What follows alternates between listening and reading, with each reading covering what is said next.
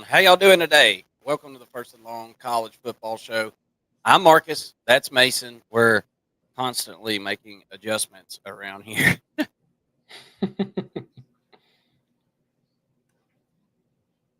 Yeah, I think I lost you there, Mark.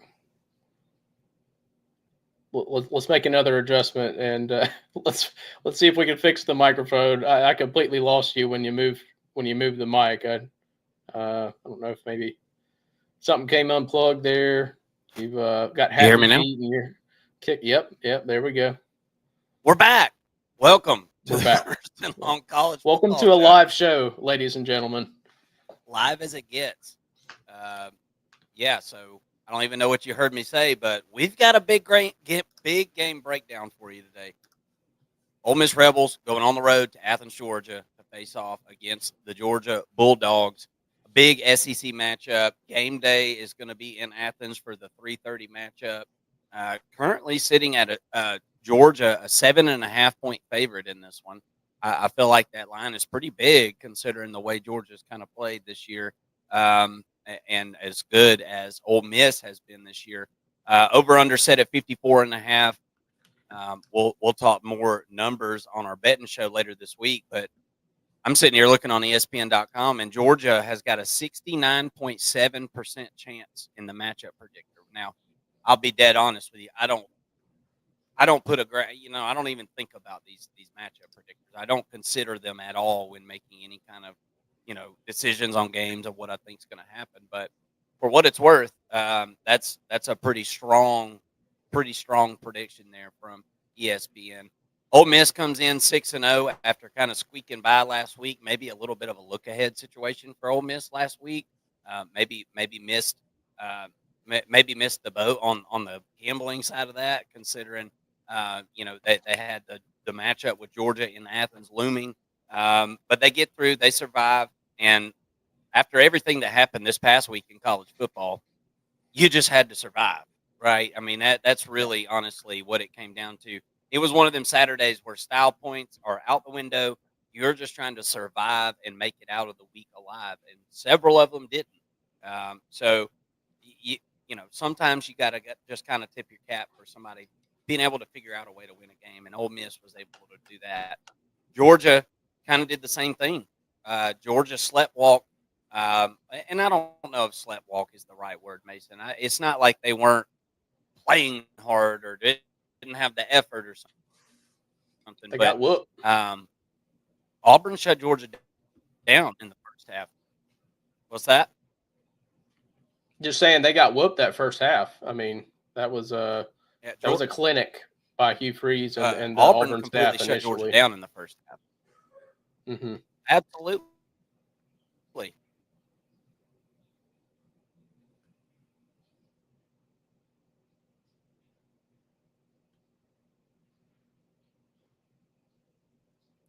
I think we lost you there again, Mark. Yeah, absolutely.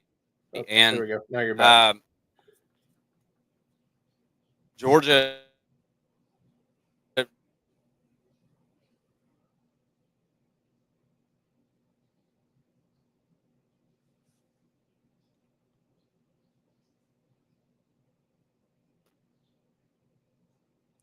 Keeps going. Your audio keeps going in and out. Maybe try resetting. Maybe try resetting there, Mark, and then we'll get you back in here. But yeah, as Mark was saying, I mean, look, this is a huge matchup between Ole Miss and Georgia.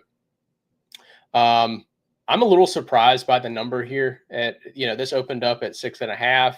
I think you could probably find a 7 out there if you're feeling, bullish on Ole Miss, if you like. This is going to be a tough matchup. It's going to be a tough matchup. When you look at Georgia, and if you go back, let's go back to last year, right? Ole Miss beat Georgia last year with a team that was built to stop the run, rush the passer, have an elite pass rush. Really, the whole front seven of the defense was very good for Ole Miss. Also had Jackson Dart, and you see what he's doing in the NFL for the Giants right now, and you know that he was a very talented quarterback. but going back to the front seven for Ole Miss, when I'm looking at this game and the success that they had last year in Oxford, I don't see that on this year's Ole Miss team.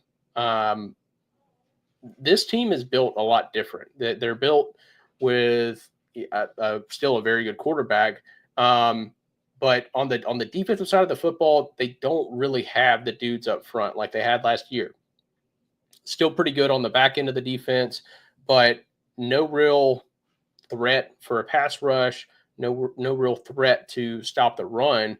And I think that plays into the hand of the Georgia offense actually very well. When you look at what Georgia is built to do this year, well, they're built to run the football with the quarterback. They've got realistically 5 running backs that they can run the football with, and they all do different things. Interested to see what that matchup looks like for Ole Miss. I mean, are they going to be able to stop the run for the run of the Georgia Bulldogs in this game with a front seven that's lesser than it was last year, going up against a Georgia rushing attack that's better than it was last year? That's going to be a big question for me. I think it could decide the game. This in the SEC, these games are won on the lines of scrimmage. There's no doubt about that. But that's just one matchup that I'm circling, Mark, for this game is, the front seven for Ole Miss going up against the rushing attack for Georgia and an offensive line that's battered. I mean, let's just be honest. We don't know who's going to play on offensive line. You got Monroe Freeland out there playing against Auburn in a cast on his foot, didn't even play the first half and was kind of pushed out there. And you saw him hobbling on one leg for some plays. And, people out there saying that this guy's not any good. And he's out there doing everything he can just to make it on the field, giving his all. I don't know if what does push come to shove here, Mark? I mean, does the injured offensive line and the freshman faces that are on that offensive line make Mississippi look better on the defense, or are they that bad on defense where Georgia's going to be able to run the football and it's going to seem like the offensive line actually looks good? Which does push come to shove here, Mark? Is all of the above an answer? Because honestly, that's kind of what I think is going to happen. I think you're going to see moments that you're like, hey, this guy's got potential, but I think you're also going to see some moments of, oh wow, so they're going to make some of these young people mistakes. So I think you're going to see a little bit of both. If you and I are talking about it, then the Ole Miss defensive staff is talking about it. Of course, I think you're going to see them trying to stunt. I think you're going to try to give Georgia a lot of different looks, as far as blitz packages and things like that. So you're right. I think that it presents quite an issue for the Georgia Bulldogs, who have been better at running the football this season than they were last year. But, I think if you really consider Ole Miss's defensive line and how it's been a little bit lackluster, at least in comparison to what it was last year, and then Georgia's offensive line and the injuries that they've got, I feel like it's almost a moot point. I feel like I think you'll see both sides kind of win some battles, and who can win the key moments, I guess, is really what it's going to come down to, because that seems like what a lot of these SEC games have come down to this year, man. It's who can win the key moments, because the margins of victory have just been really, really slim. And I think they will be in this one too. I think 7.5 points is too many. But Vegas, they don't build them big shiny buildings by losing bets and putting out lines that aren't correct. So, I think Vegas is thinking what you're thinking a little bit as far as Georgia being able to run the football on this Ole Miss team. And I think Georgia's got to be thinking, okay, we've got to run the ball, we've got to sustain drives and let our offense keep their offense off of the field. That's got to be your game plan, because like we've said, Georgia has been really bad in the first half, and it's been particularly defensively. They've been really bad in the first half. I guess offense too, but teams have been able to do whatever they want to do the first 2-3 drives of the game, if with the exception of Kentucky, who has no offense, right? So I think it's really important for Georgia to just get out to a good start. As simple as that sounds, Georgia obviously has at talent level. They're going to be right there with Ole Miss in every single category. There's not a category on the field that Ole Miss is just head and shoulders above Georgia in. So I think it's just important for Georgia to get out to a good start in this one. I won't doubt the Dogs just because of the fact that they're so damn gritty. I mean, Georgia's team is so damn gritty. They are never going to quit. They're never going to give up. And while this doesn't remind me of necessarily the 2021 or 2022 Georgia Bulldogs. I think any given Saturday they can beat anybody, and any given Saturday they're going to beat most everybody, right? So I think we're in for a good one, but I think Georgia's run game is going to be able to win more battles than they don't, especially as the game goes on, and I think Georgia will get a little bit creative with some of these running backs too, and maybe try to get some things outside. I mean, everybody hates all these little screen passes and all these little dink and dunks and things like that. But towards the end of that game last week against Auburn, Georgia was really trying to get the ball to their playmakers really at the end of that game, and I need to see more of that throughout the entire what they did last week. I felt like we waited till the end of the game to start feeding Branch. Why are we waiting to the end of the game? I don't see what the upside of that is. So I'm looking for Georgia to get a little more creative offensively this week so that they can get out to an early start.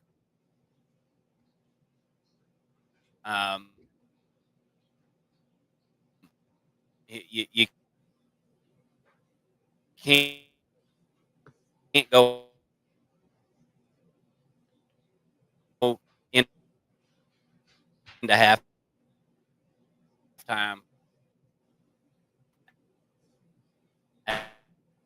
at home. Hey, we're losing you again there, Mark. But yeah, I mean, talking about Zachariah Branch not being involved in the game in the first half as much. I think the second half of the game, when you look at Mike Bobo, who gets a lot of flack for his play calling, and Georgia fans, I get it. Dude was in his bag the second half and was calling a really, really nice game. I mean, there's nothing you can really ask him to do any more or anything like that, especially that last drive. It's like an 8-minute drive to close the game out. Georgia's just able to run the football very effectively. Looking at Ole Miss, they're coming off of a win against Washington State that I'm sure Ole Miss fans were about to rip their hair out watching that football game, thinking, we're looking this bad and now we got to go face Georgia. Well, I guarantee you, Ole Miss had a bye the week before Washington State. They didn't prep for Washington State for that bye week. They prepped for Georgia. So they've had effectively, when this game is played, they will have had 3 weeks to prepare for Georgia. They're gonna have a ton of plays lined up. Lane Kiffin is gonna have this team prepared. They're gonna have a script similar to what Auburn did last week, having a bye week going into play Georgia. Ole Miss has had effectively 2 bye weeks to be able to scheme up against the Georgia defense some plays. And I think, Ole Miss Lane Kiffin to me at Ole Miss is a better coach than Hugh Freeze on the offensive side of the football.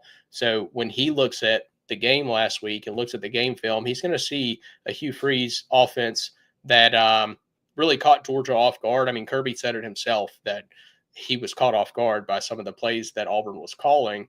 But when those new plays ran out, the game turned completely in Georgia's favor. So Lane Kiffin now is going to be challenged with having a full game's worth of new content, new plays, new packages installed to keep the Georgia defense on their toes. And they may very well do that. I mean, look, at this day and age in the SEC, like Mark said, it's really any given Saturday. If Georgia ends up losing this game, I'm not going to be surprised one bit. I'm picking Georgia to win the football game. I think I'm going to pick them to cover. That's probably not like a best bet of mine this week, which is a show we'll be doing later on in the week. But I do think that Georgia is a better team. This game is going to be played at home. They've been so resilient all year. They've got dudes. It's not the team that it was in 21 and 22, but Georgia has enough playmakers in the right positions. And also, one last point I've got, Mark, and then I'll turn it over to you and your prediction. The Georgia linebacking core is starting to get a little bit more involved with the pass rush. I think Georgia and Glenn Schumann, they're starting to realize that we probably don't have the horses up front to rush for and get home with these defensive linemen. What I saw last week was Georgia rushing 4, but dropping a defensive end back to play, zone coverage, kind of flipping that, and then rushing middle linebacker and hoping that Chris Cole can get home, or Raylan Wilson, or C.J. Allen, or Justin Williams, who's been getting some snaps. Even Chris Jones was getting some snaps there, which is kind of a surprising linebacker who's lining up on the defensive line. They're using the best group that they have on the entire football team. That's probably the best unit any given Saturday, on the field. They're starting to use them a little bit more and get a little bit more creative with some packages for them. And I think that may be the identity moving forward. Give me Georgia to win this football game. I think that they find a way to do it. I wouldn't be surprised if it's a really close game until late, maybe a scoop and score or interception, return for a touchdown, something like that just kind of makes it feel like the box score looks like the game was a little bit more out of hand than it was. But I think this is going to be a four-quarter game at 3:30 in Athens. Yeah, I'm with you. I think Georgia typically shows up for these really big games.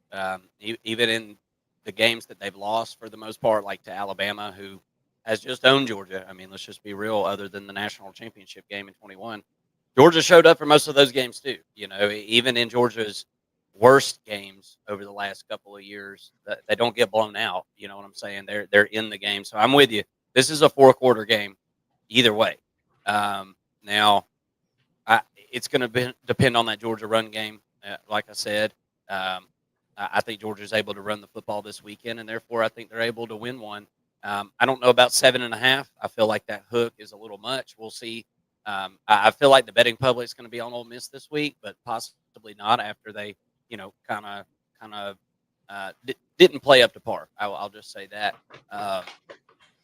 this past week. So we'll see what the betting public says and how they react to that. But give me the Georgia Bulldogs to win the game. Give me Ole Miss to cover if it's going to be at 7.5. I think it's going to be a really, really good one down in Athens. Y'all let us know in the comment section. What do y'all think about this game? Give us a score prediction. Sorry for all the technical difficulties. If you made it through this little live show here, then you're committed. So I appreciate that. But y'all let me know. Hit the like button and drop a comment in the comment section and put your score prediction in there. I'd love to hear from you. I feel like the betting public will be on Ole Miss at least early in the week, and I'm curious to know what you guys are doing. Come hang out with us every single day. We've got content dropping every day. We've got our betting show later this week. We'd love to have you. Thanks so much for watching the First and Long College Football Show.